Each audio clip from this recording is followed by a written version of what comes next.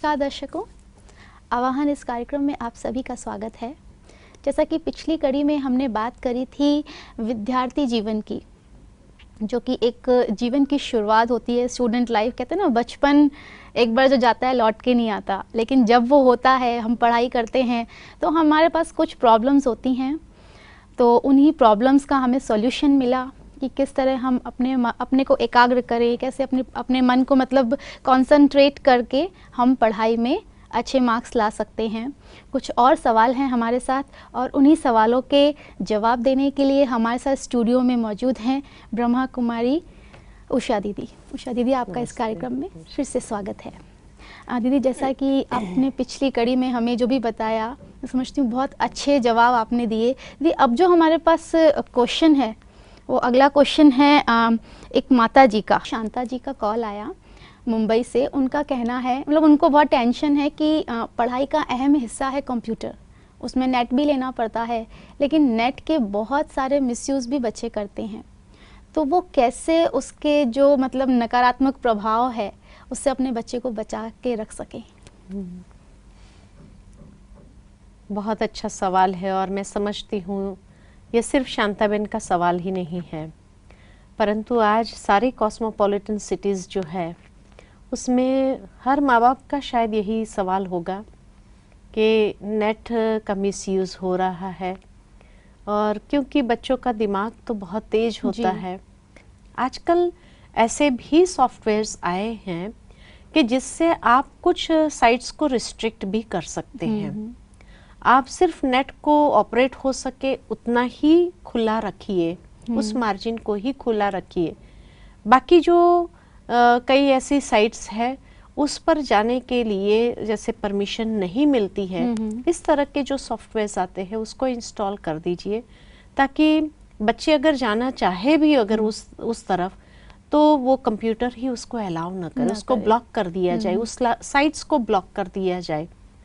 जैसे कई कंपनीज में हम देखते हैं आजकल कि कई कंपनीज में भी उन लोगों ने इस तरह का सॉफ्टवेयर डाला हुआ है, जैसे कि लोग सिर्फ ईमेल्स को चेक कर सकते हैं या ईमेल्स के आधार पर उनको जवाब जो देना होता है क्लाइंट्स को, वो जवाब दे सकते हैं। बाकी सारी जो साइट्स होती है उसको ब्लॉक कर दिया जाता है। तो इसीलिए आपको चिंता करने की या टेंशन में आने की ज़रूरत नहीं, क्योंकि आज हर चीज़ के लिए एक जैसे ऑप्शन रहता ही है, और उस ऑप्शन के बारे में सिर्फ एक नॉलेज की ज़रूरत है। जब उसका ज्ञान मिल जाता है तो आप उस अनुसार उसको पहले से ही बना, ताकि बाद में अगर करने जाएंगे तो बच्चे भी इरिटेट होंगे और उनको लगेगा कि आप उनके प्रोग्रेस को रिस्ट्रिक्ट कर रही है। लेकिन जब आप पहले से ही करके फिर उनको कंप्यूटर अलाउ करो, तो पहले से करने के कारण जो है उनके इतने विचार नहीं चलेंगे। पहले तो कई बार ऐसा होता है कि पहले माँ बाप खूब फ्रीडम दे देते हैं, और उसके बाद जब उसके साइड इफ़ेक्ट्स देखने लगते हैं तब उसके बाद एक्शन लेना शुरू करते हैं, तो वहाँ बच्चे रिएक्ट करते हैं। लेकिन मैं ऐसा सजेस्ट करती हूँ ऐसे माँ बाप को, या जो भी ऐसे माँ बाप है, कि भाई कंप्यूटर्स आप भले ले आइए, लेकिन आप पहले से ही ऐसी साइट्स को ब्लॉक करवा दीजिए अपने उसमें, ताकि वो बच्चे को आदत ही ना पड़े ऐसी जगह पर जाने की और बाद में उसको वापस लाने के लिए मेहनत करनी पड़े। क्योंकि ये प्रॉब्लम जब कॉस्मोपॉलिटन सिटीज़ की है ज़्यादातर, तो कॉस्मोपॉलिटन सिटीज़ में अक्सर ऐसा होता है कि माँ बाप दोनों ही काम पर होते हैं, दोनों ही जॉब कर रहे होते हैं, तो उस समय बच्चे घर में अकेले होते हैं। वो कहाँ कहाँ घूम के आ जाते हैं उस साइट्स पर, उसका कोई ट्रैक नहीं होता है।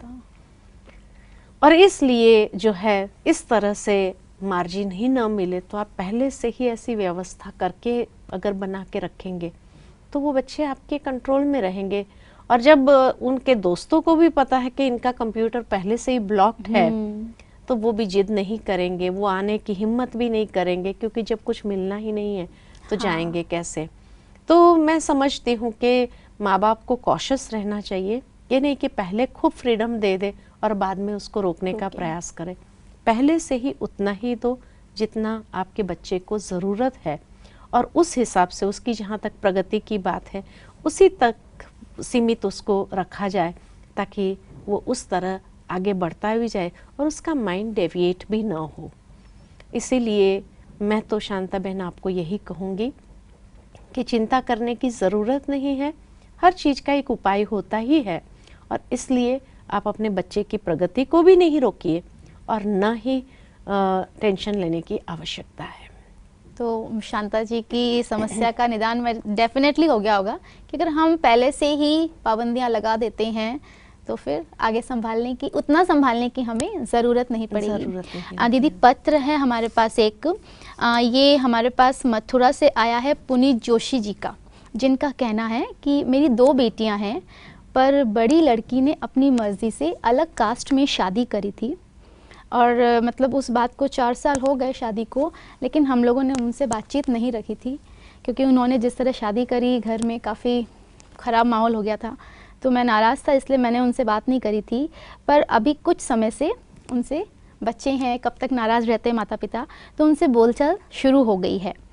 और जो उनके बड़े दामाद हैं, जब वो संपर्क में आए तो मालूम पड़ा बहुत ही अच्छा स्वभाव है, एक नेक इंसान है।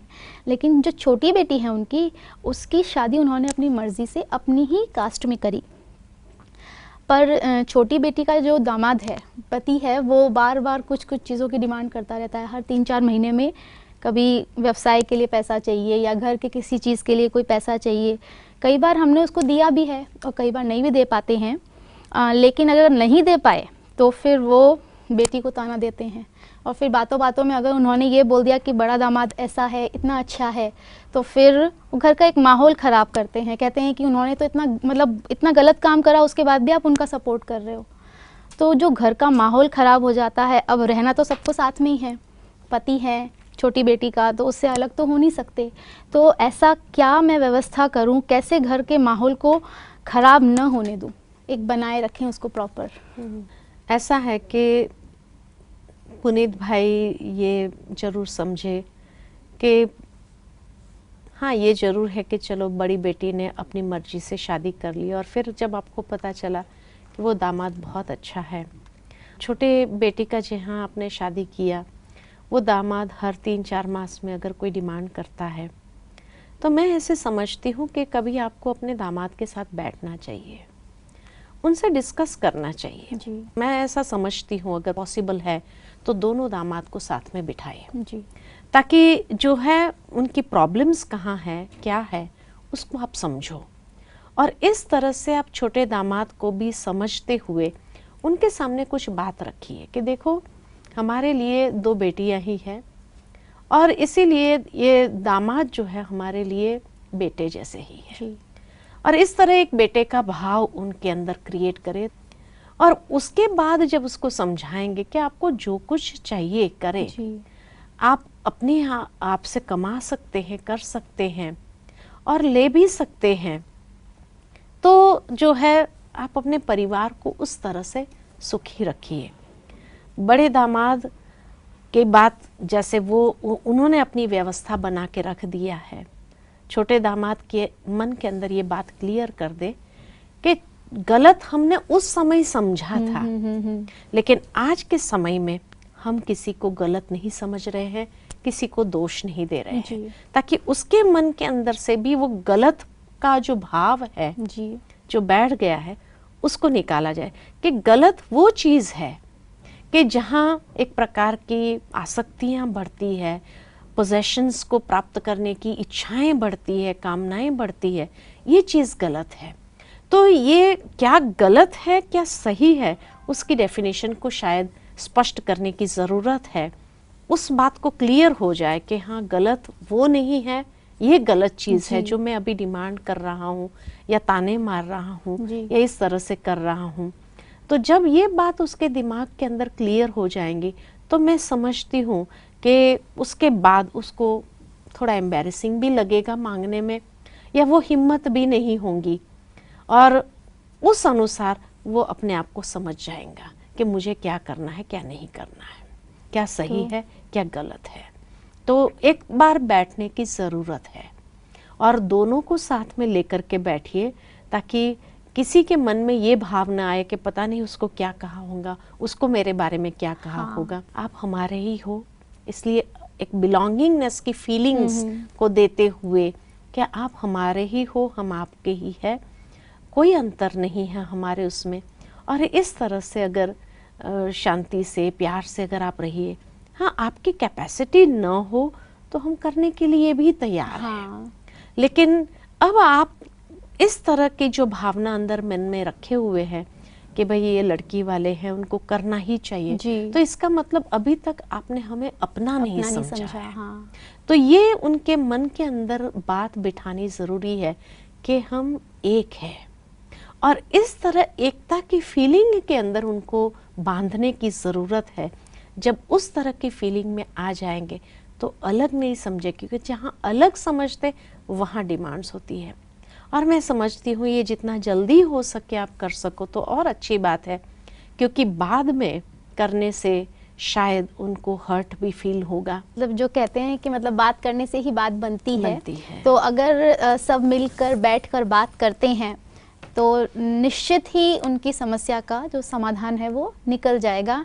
और अगर सब एक होके चलेंगे तो फिर ऐसी कोई बुरी भावना रहेगी ही नहीं। दीदी, जो हमारे पास अगला प्रश्न है, उन्होंने पत्र में मतलब बहुत संक्षिप्त में ही लिख के दिया कि मतलब बच्चों के प्रति बहुत ओवर प्रोटेक्टिव होते हैं पेरेंट्स। तो बस इतना ही उन्होंने पूछा कि ओवर प्रोटेक्टिव होने के कारण कहीं ना कहीं बहुत सारी प्रॉब्लम्स आती है। वही वाली बात है कि बहुत पूछताछ भी हो जाती है, कुछ ज़्यादा ही केयर करते हैं, तो इसमें वो मतलब खुद के निर्णय नहीं ले पाते, कई बार ये प्रॉब्लम आती है। ऐसा है कि मैं तो यही कहूँगी कि माँ बाप प्रोटेक्टिव जरूर रहे, बच्चों का ख्याल जरूर रखे, ध्यान रखे उनका, लेकिन माना हर छोटी बात में जब ओवर प्रोटेक्टिव कि भाई आपके हिसाब से ही चलना चाहिए, आपके हिसाब से ही करना चाहिए, तो कहाँ कहाँ उनके अंदर की जो कॉन्फिडेंस है वो बिल्डअप नहीं होती है। और बच्चे में अगर कॉन्फिडेंस ही बिल्डअप नहीं हो, माना माँ बाप ही उनके लिए सब डिसाइड करने के लिए ओवर प्रोटेक्टिव होने के कारण जो है जैसे वो कहे वैसे ही उठे बैठे चले फिरे घूमे जाए आए, इस तरह से अगर भाव अगर क्रिएट हो गया तो उसका कॉन्फिडेंस कभी बिल्डअप नहीं होगा। और जहाँ उसका कॉन्फिडेंस ही अगर नहीं होगा तो आने वाले समय के अंदर जब उसके सामने कोई ऐसी परिस्थिति, ऐसी चुनौती अगर आ जाए तो वो कैसे निर्णय ले सकेगा, वो कैसे डिसीजन लेकर के आगे बढ़ सकेगा। क्योंकि बहुत सुंदर मैंने कहीं पढ़ा था कि चुनौती हर एक के सामने आती है, लेकिन किसी किसी के लिए चुनौती जो है अवसर के द्वार खोल देती है। और किसी किसी के लिए यही चुनौती पछाड़ने वाला अनुभव कराती है। तो बहुत सुंदर लिखा था कि किसके लिए ये अवसर के द्वार खोलती है और किसको ये पछाड़ने वाला अनुभव कराती है। तो उसमें लिखा था कि जो चुनौती के वक्त सही निर्णय ले लेता है उसके लिए अवसर के द्वार खुलने लगते हैं, लेकिन जो चुनौती के वक्त घबरा जाता है या उसका कॉन्फिडेंस हिल जाता है और वो गलत निर्णय ले लेता है क्योंकि उसको फोकस क्लियर नहीं है, तो उस कारण से जब गलत निर्णय ले लेते हैं तब वही चुनौती पछाड़ने वाला अनुभव कराता है, जिसके लिए जीवन भर में उस व्यक्ति को रिग्रेट्स बना रहता है कि उस समय मेरा कॉन्फिडेंस नहीं था, मेरा विल पावर नहीं था, ऐसा हो गया, मुझे आदत ही नहीं थी कि मैं अपने आप में कोई डिसीजन ले सकूं। तो उस समय वो बच्चे को फिर जिंदगी भर रिग्रेट करने वाली बात हो जाती है।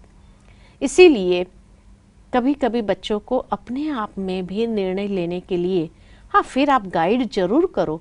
जब आप देखो कि वो गलत निर्णय ले रहे हैं, उनके सामने सिचुएशंस रखो कि उसको डिसाइड करने दो कि किसको चूज करना है उसको। फिर जब अगर वो गलत चॉइस करता है तो उस समय उसको समझा सकते हैं कि नहीं बेटा ऐसी बात नहीं, क्योंकि उससे आगे की बात सोचो कि क्या क्या नुकसान हो सकते हैं।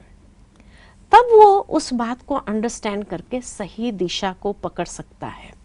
लेकिन अगर आप उसको डिसीजन लेने ही नहीं देंगे तो वो कभी अपने पैरों पर खड़ा होने के क्षमता वाला नहीं बनेगा।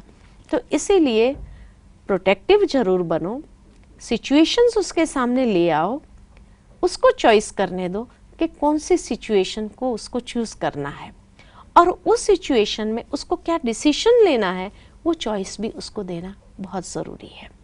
क्योंकि जब उस चॉइस को वो कर लेता है तब उसका कॉन्फिडेंस बिल्डअप होता है कि मैंने अपने डिसीजन से, देखो आज, और माँ बाप भी जब उसको अप्रिशिएट करते हैं उस डिसीजन को और उसको और आगे की बात को क्लियर करते हैं तो उसका कॉन्फिडेंस इतना अच्छी तरह से बिल्डअप होता है कि जीवन के अंदर वो कभी घबराएगा नहीं, डरेगा नहीं और न ही उसके लिए कोई बात असंभव सी महसूस होगी। मतलब एक उसकी सुरक्षा करें, लेकिन कुछ चीज़ अगर हर चीज़ की बुरी होती है, अगर बहुत ज़्यादा प्रोटेक्ट करेंगे तो कॉन्फिडेंस नहीं आ पाता है। इस कारण से जब बड़े हो जाएंगे तो वो अपने निर्णय खुद नहीं ले पाएंगे। तलाश करेंगे कि हमें कोई सही रास्ता, कोई मिल जाए, कोई सहारा मिले, कोई मिले। दुविधा की स्थिति उनकी बनी रहेगी और वो दुविधा के अंदर अक्सर व्यक्ति समझ नहीं पाता है कि सही क्या है, गलत क्या है। तो फिर मैं समझती हूँ कि बिल्कुल जिन्होंने पत्र भेजा, एक्चुअली उन्होंने नाम बताने से मना किया था, इसलिए उनका नाम हमने नहीं लिया शो में।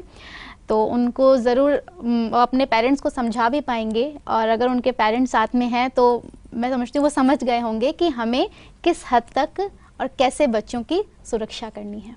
दीदी, हमारे पास अगला सवाल इंदौर से है, अतुल जी का। उनकी प्रॉब्लम ये है कि वो 11th स्टैंडर्ड में है। उनका कहना है कि उनके पेरेंट्स उन्हें दूसरों से बहुत कंपेयर करते हैं, हर छोटी छोटी बात में, कि फ़लाने का बच्चा तो इतना आगे है, उसने इतने मार्क्स लेके आया। तो उन्हें ये चीज़ कहीं बहुत बुरी लगती है कि मेरी अपनी क्वालिटी है, मेरी अपनी कोई आइडेंटिटी नहीं है क्या, आप मुझे दूसरों से ही कंपेयर करते रहते हो। तो वो बोल रहे हैं, मैं उनको कैसे समझाऊं। मैंने उनको बहुत बार इनडायरेक्टली बोला है कि आप मुझे कंपेयर मत करा करो, मुझे अच्छा नहीं लगता, लेकिन वो फिर भी कंपेयर करते हैं। तो कैसे समझाऊं कि कंपेयर ना करें। ऐसा है कि ये भी कई जगह प्रॉब्लम बनने लगी है। चलो दूसरे बच्चों से कंपेयर करते हैं, लेकिन कई बार तो एक ही घर में माँ बाप 2 बच्चों के बीच में कंपेयर करने लगते हैं। एक होशियार है, एक थोड़ा सा डल है, या दूसरी एक्टिविटी में एक्टिव होता है, तो भी कंपेयर करना चालू करता है कि तेरा बड़ा भाई तो बहुत होशियार है, तुम छोटा है, ऐसा क्यों करता है, वो करता है। लेकिन हर एक की अपनी एबिलिटीज़ है, और इसलिए मैं ऐसा समझती हूँ कि माँ बाप बच्चों की एबिलिटीज़ को समझे और समझ करके देखे कि उनकी बच्चे की पोटेंशियल किस चीज़ के अंदर है, पढ़ाई के अंदर है, खेल में है, कोई और एक्टिविटीज़ के अंदर है, तो उसको समझते हुए उसको प्रमोट करें। कई बार हमने देखा है कि दुनिया के अंदर हाईली सक्सेसफुल पीपल जो है वो अनपढ़ भी होते हैं, माना उन्होंने कोई इतनी बड़ी बड़ी डिग्रीज नहीं ली, लेकिन फिर भी बिजनेस के फील्ड में जब जाते हैं तो उनके दिमाग इतना तेज होता है जो काफ़ी सक्सेसफुल होते हैं। दूसरी बात हमने ये देखा है कि कई पढ़े लिखे होते हैं, इतने सक्सेसफुल नहीं होते हैं, लेकिन जिसके अंदर कोई एक्स्ट्रा टैलेंट्स है, एबिलिटीज़ है, जैसे किसी को सिंगिंग की, म्यूज़िक की, ऐसे एबिलिटीज़ है, उनको जब वो विकसित करते हैं या उनके माँ बाप या उनके साथ में ऐसा माहौल होता है जो उसको विकसित करने में मदद करता है, वो भी आज दुनिया में नाम कमा रहे हैं। जी, ऐसा नहीं कि वो दुनिया में नाम नहीं कमा रहे हैं। कहीं आप देखो, कोई इंस्ट्रूमेंट प्लेयर्स होते हैं, बहुत अच्छा नाम है आज उनका, कहीं सिंगिंग के फील्ड में है, बहुत अच्छा नाम है उनका। तो कोई किस फील्ड में ऐसा नहीं है कि नाम नहीं कमा सकता है। वहाँ तक कि आजकल कई बार ये भी देखा गया है कि कई बच्चे इतना प्रेशर डालते हैं अपने बच्चे के ऊपर कि नहीं, तुमको लॉ फील्ड में जाना चाहिए, तुमको बैरिस्टर बनना है, एडवोकेट बनना है। कई ऐसा भी स्ट्रेस करते हैं कि नहीं, तुमको इंजीनियर बनना है, डॉक्टर बनना है, यही अपेक्षा। लेकिन देखा गया है कि जिस फील्ड में बहुत ज़्यादा कंपटीशन हो तो वहाँ बच्चे की प्रोग्रेस में भी रुकावट आती है। इसलिए मैं ऐसा समझती हूँ कि जैसे ज़रूरी नहीं है कि साइंस फील्ड को लिया जाए, डॉक्टर इंजीनियर बने तभी इंसान सक्सेसफुल होगा, नहीं। आजकल कॉमर्स फील्ड लेकर के जो MBAs करते हैं वो भी काफ़ी कंपनीज के अंदर सक्सेसफुल बन जाते हैं, अच्छा नाम कमाते हैं, अच्छा पे कमाते हैं, हर रीति से अच्छी तरह से अपना एक प्रेस्टिजियस स्टेटस बना सकते हैं। और इसी तरह देखा गया है कि कई लोग आर्ट्स में जाने के बावजूद भी जब उसमें कोई फील्ड में पीएचडी करते हैं तो उनका भी बहुत नाम होता है। तो जरूरी नहीं है कि कोई बच्चा साइंस लाइन ले वही सक्सेसफुल हो सकता है, नहीं कोई कॉमर्स फील्ड लेकर के भी सक्सेसफुल हो सकता है, कोई आर्ट्स फील्ड लेकर के भी सक्सेसफुल हो सकता है, तो कोई अपनी कोई ना कोई विशेष एबिलिटीज टैलेंट्स को लेकर के भी सक्सेसफुल हो सकता है। मैं आपको एक किस्सा सुनाती हूँ जो मेरे सामने आया था कि एक बार एक यंग व्यक्ति जो था लॉ कर रहा था, अपने सेकंड ईयर में या थर्ड ईयर लॉ में था। तो वो जब आया था बहुत कंफ्यूज स्टेज में था। तो उसके साथ जब हम बैठ करके काउंसलिंग कर रहे थे तो उस समय हमने कुछ उसको एक्सरसाइज दी अपनी पोटेंशियल, अपनी एबिलिटीज़ को समझने के लिए कुछ एक्सरसाइजेस दी। तो उस एक्सरसाइजेस के माध्यम से उसको अपनी एबिलिटीज़ पता चली। तो उसने देखा कि उसके पास सबसे बड़ी एबिलिटी जो थी कि वो झूठ नहीं बोल पाता था। अच्छा। माना जब भी उसने उस बचपन से उसने अपने आप को देखा कि जब जब उसने झूठ बोला है, समय प्रति समय जैसे कोई कारणवश झूठ बोलना पड़ा उसको, तो उसका फेस इतना रेड हो जाता था कि कोई भी आइडेंटिफाई कर लेता था कि ये झूठ बोल रहा है। अब उसकी समस्या ये थी कि वो लॉ फील्ड में, क्योंकि उसके दादाजी से लेकर के सारे लॉ फील्ड में थे, तो उनका एक फैमिली विजन था कि सारे शहर में we should be known as the lawyers family. तो उसके दादा जज थे, उसके पिताजी, उसके चाचा, उसके भाई बहन सब लॉ फील्ड से जुड़े हुए थे। और उनका विजन होने के कारण ये बच्चा जो सबसे यंगेस्ट था, तो सबका प्रेशर यही था कि तुम्हें भी ये फैमिली विजन को पूरा करने में योगदान देना है, so you should also join law college. बहुत रिलक्टेंट फील कर रहा था, बहुत प्रेशर फील कर रहा था, लेकिन फिर भी क्योंकि सबका प्रेशर था इसलिए उसने लॉ कॉलेज ज्वाइन किया।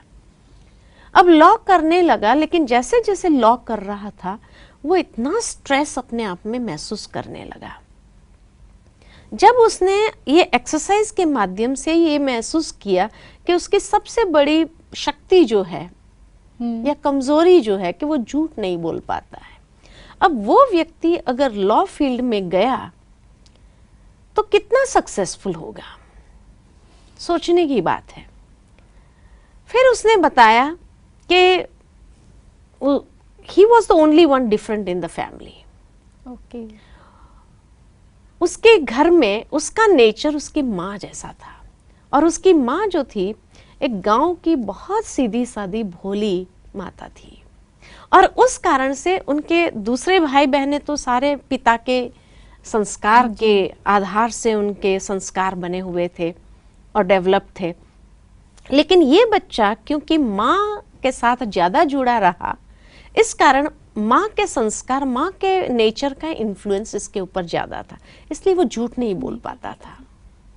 तो जब उसने अपने परिवार वालों के साथ बैठ करके सारे इंसिडेंट्स सुनाए, क्या आप मुझे लेना तो चाहते हैं कि मैं योगदान दूं, लेकिन मेरी क्वालिटीज ही नहीं है जी।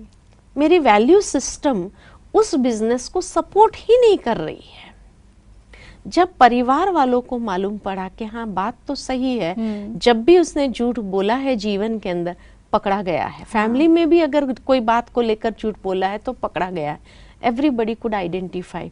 तो इसलिए फिर उसको कहा कि नहीं ठीक है, तुम जो भी बिजनेस को या जो भी करना चाहो तुम करो, ये फील्ड में भले ना आओ।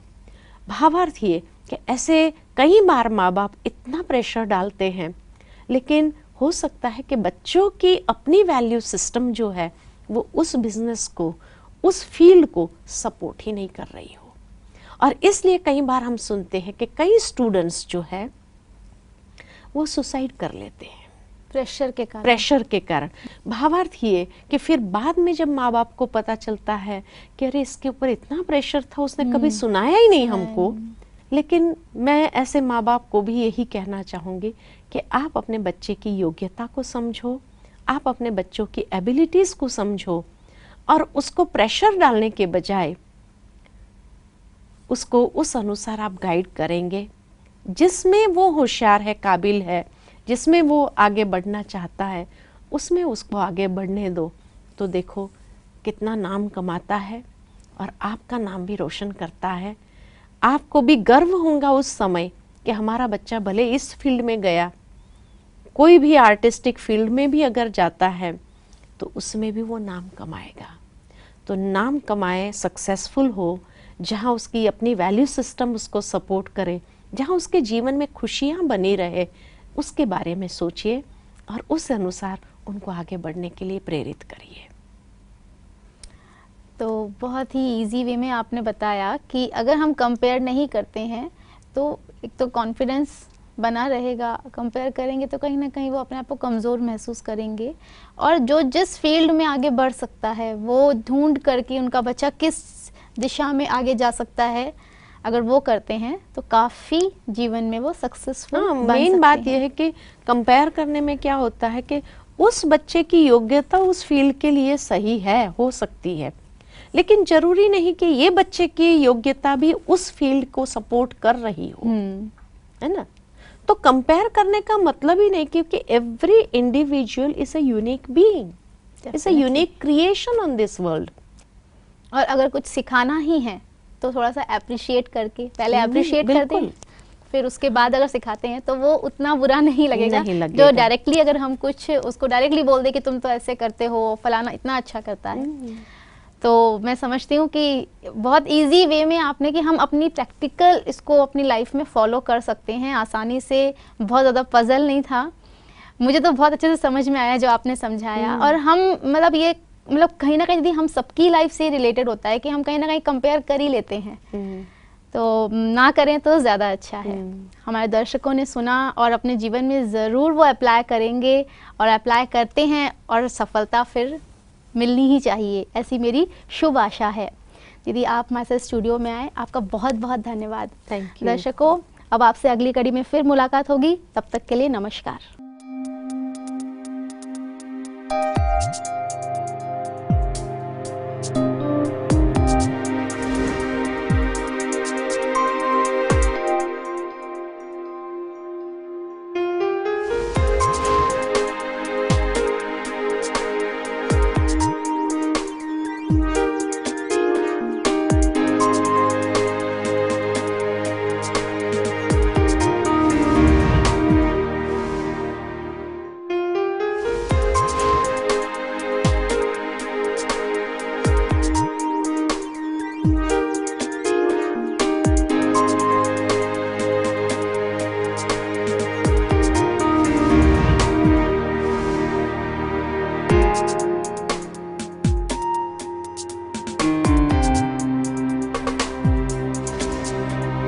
इस कार्यक्रम में आप अपने प्रश्न हमें फ़ोन द्वारा, पत्र द्वारा या ईमेल द्वारा भी भेज सकते हैं।